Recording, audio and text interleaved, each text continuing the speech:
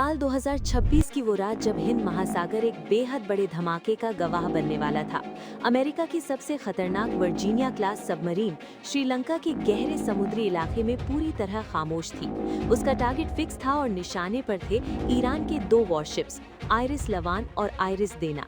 अमेरिकी नेवी के कई सीक्रेटिव सबमरीन्स ने घेरा बनाकर ईरानी जहाज को पूरी तरह से घेर लिया था। टॉर्पीडो ट्यूब्स खुल चुकी थी, टारगेटिंग लॉक हो चुकी थी और कुछ ही मिनटों में समुद्र की गहराइयों में एक भयानक तबाही होने वाली थी। लेकिन इस पूरे गेम में एक ऐसा खिलाड़ी एंट्री मारता है जिसकी इजाजत के बिना इस इलाके में पत्ता भी नहीं हिलता। वो खिलाड़ी था भारत, और अचानक फिर भारत ने जो किया उसने वॉशिंगटन से लेकर तेहरान तक सबको हिला कर रख दिया। आखिर क्या किया भारत ने कि अमेरिका चाहकर भी उस पल को याद नहीं करना चाहता? तो वहीं ईरान इस एहसान को इतिहास में कभी नहीं भूलेगा। तो चलिए जानते हैं पूरी ऑन ऑपरेशन को गर्व के साथ। लेकिन वीडियो में आगे जाने से पहले अगर आप भी मानते हैं कि भारतीय नेवी इंडियन ओशन की किंग है तो इस वीडियो को लाइक करें और कमेंट बॉक्स में जय हिंद जरूर लिखें। याद रहे, जय हिंद कहना हम सब के लिए गर्व की बात है। उस रात इंडियन नेवी के सैटेलाइट इमेजेस और सोनार डेटा साफ बता रहे थे कि अमेरिकन सबमरीन ने अपनी पोजीशन ले ली है। भारतीय नौसेना के P-8I पोसाइडन विमान आसमान से हर हरकत पर नजर रख रहे थे। भारत के सामने दो विकल्प थे, या तो खामोश रहकर तमाशा देखें या फिर इस संभावित तबाही को रोकने की कोशिश करें। भारत ने वो रास्ता चुना जो दुनिया ने पहले कभी नहीं देखा था। भारत ने एक साथ तेहरान और वॉशिंगटन दोनों को मैसेज भेजा। ये कोई अपील नहीं थी, ये एक चेतावनी थी कि भारत की दहलीज पर खून खराबा बर्दाश्त नहीं किया जाएगा। दरअसल ईरान के ये दोनों जहाज बहुत ही ताकतवर थे और इनके डूबने से मिडिल ईस्ट की जंग का रुख बदल सकता था। आइरिस लवान एक बड़ा लॉजिस्टिक्स जहाज था जो ईरानी नौसेना को समुद्र के बीच फ्यूल, वेपन्स और सप्लाई पहुंचाने का काम करता था।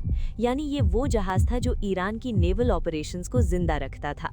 आइरिस डीना एक अत्याधुनिक फ्रिगेट था जो एंटी शिप मिसाइल्स, टॉर्पीडोज और इलेक्ट्रॉनिक वॉरफेयर सिस्टम से लैस था। इन दोनों जहाज़ों पर ऐसा सामान था जो मिडिल ईस्ट की जंग का रुख मोड़ सकता था। यही वजह थी कि अमेरिका इन्हें रोकना चाहता था। अगर ये दोनों जहाज डूब जाते तो ईरान की नेवल कैपेबिलिटी को एक बेहद बड़ा और अपूरणीय नुकसान पहुंचता। भारतीय विदेश मंत्रालय ने ईरानी नेवी को एक बेहद सीक्रेट चैनल के जरिए मैसेज भेजा। भारत ने ईरान को सेफ हार्बर का ऑफर दिया। इंटरनेशनल लॉ के तहत ये एक ऐसी स्थिति थी जहां भारत मानवीय आधार पर किसी भी देश के जहाज को पनाह दे सकता था। IRIS लवान के कमांडर ने खतरे की गंभीरता को भांप लिया। उसे पता था कि भारतीय नौसेना की सुरक्षा का मतलब है अमेरिका के लिए नो गो जोन। लवान ने तुरंत अपनी दिशा मोड़ी और भारतीय जल क्षेत्र की तरफ बढ़ गया। भारतीय नौसेना के जहाजों ने लवान के चारों तरफ एक ऐसा सुरक्षा घेरा बना लिया जिसे भेदने का मतलब था सीधे भारत से युद्ध करना। लेकिन कहानी का दूसरा हिस्सा बेहद दर्दनाक है। आइरिस डीना के कैप्टन शायद अपनी ताकत के गुरूर में थे या फिर उन्हें भारत के इंटेलिजेंस पर भरोसा नहीं था। भारत ने बार बार डीना को चेतावनी दी कि वो अमेरिकन सबमरीन की रेंज में है। भारतीय रेडार्स पर साफ दिख रहा था कि अमेरिकन सबमरीन ने अपनी टारगेटिंग लॉक कर दी है। लेकिन डीना के कैप्टन ने भारत की बात मानने से इनकार कर दिया। उन्होंने सोचा कि इंटरनेशनल वाटर्स में अमेरिका उन पर हमला करने की हिम्मत नहीं करेगा। ये उनकी सबसे बड़ी और सबसे आखिरी भूल साबित हुई। श्रीलंका के पास जैसे ही डीना एक क्रिटिकल पॉइंट पर पहुंचा, समुद्र के नीचे से एक जोरदार हलचल हुई। अमेरिकन सबमरीन ने बिना कोई चेतावनी दिए हमला कर दिया। आइरिस डीना, जो ईरान की नौसेना का गौरव माना जाता था, कुछ ही मिनटों में आग के गोले में तब्दील हो गया। समुद्र का पानी काला पड़ गया और ईरान का वो फ्रिगेट जो मिडिल ईस्ट की जंग का रुख बदल सकता था, समुद्र की गहराइयों में दफन हो गया। ठीक उसी वक्त कुछ ही किलोमीटर दूर IRIS लवान सुरक्षित रूप से भारतीय नौसेना के एस्कॉर्ट में भारतीय पोर्ट की तरफ बढ़ रहा था।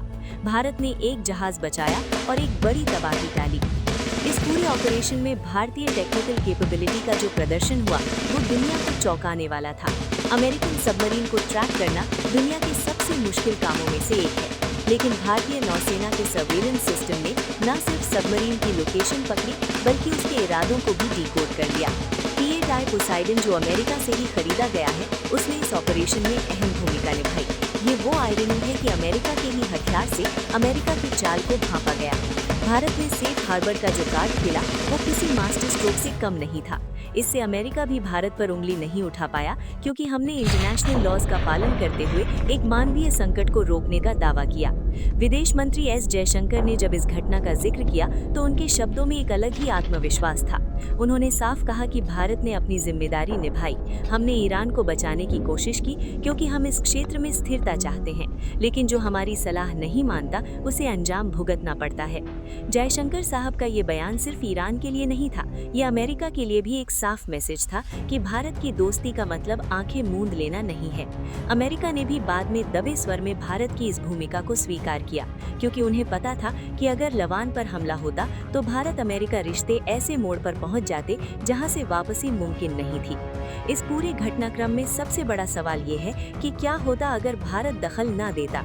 आइरिस लवान भी समुद्र की गहराइयों में होता और ईरान अमेरिका के बीच एक पूर्ण युद्ध छिड़ जाता।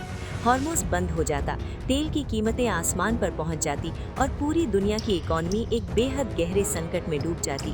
भारत ने न सिर्फ एक जहाज बचाया, बल्कि एक वैश्विक आपदा को टाल दिया।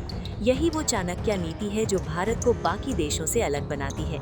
ना अमेरिका का पिछला गू, ना ईरान का हमदर्द, बल्कि एक इंडिपेंडेंट पावर जो दुनिया के साथ अपनी शर्तों पर खड़ी होती है।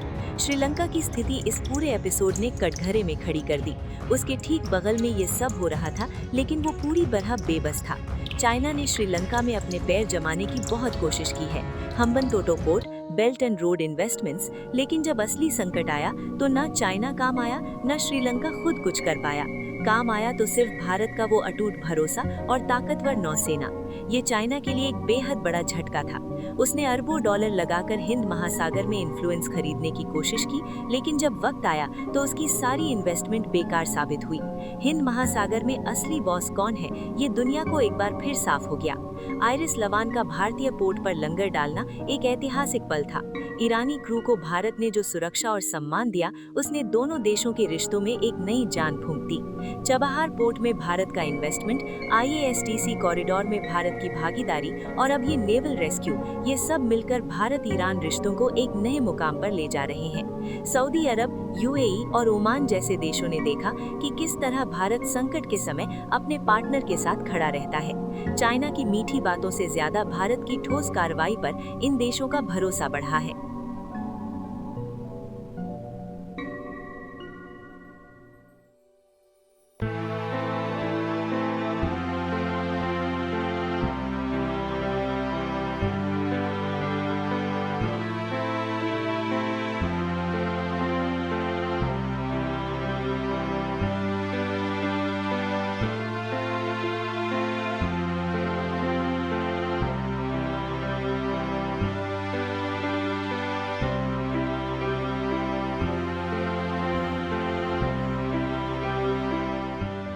जयशंकर साहब सही कहते हैं, हम जब चुप होते हैं तब भी हमारी नजरें उतनी ही पैनी होती हैं जितनी शिकार पर झपटने वाले बाज की।